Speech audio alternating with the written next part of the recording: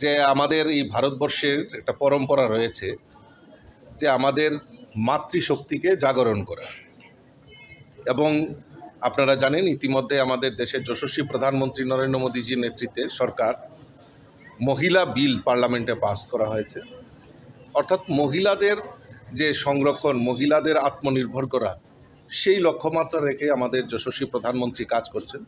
তৎসঙ্গে আমাদের এই ত্রিপুরা রাজ্যেও আমাদের এই ডাবল ইঞ্জিনের সরকার মাতৃশক্তিকে জাগরণ করার জন্য বিভিন্ন পরিকল্পনার মাধ্যমে তাদেরকে উৎসাহিত করার একটা প্রয়াস চলছে।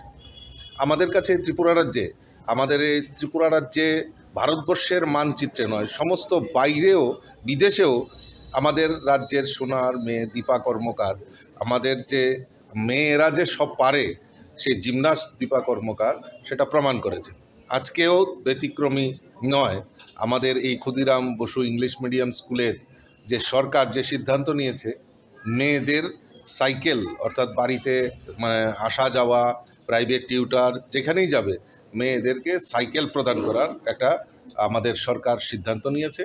এবং সেই মোতাবেক আজকে ক্ষুদিরাম বসু ইংলিশ মিডিয়াম স্কুলেরও যারা ক্লাস 9-এর ছাত্রীরা রয়েছেন তাদের মধ্যে আমাদের এই সাইকেল বিতরণের আজকে আয়োজন করা হয়েছে। স্যার, আপনাদের প্রশ্ন আমরা দেখতে পাচ্ছি যে গত কয়েকদিন আগে সুনামুড়াতে এক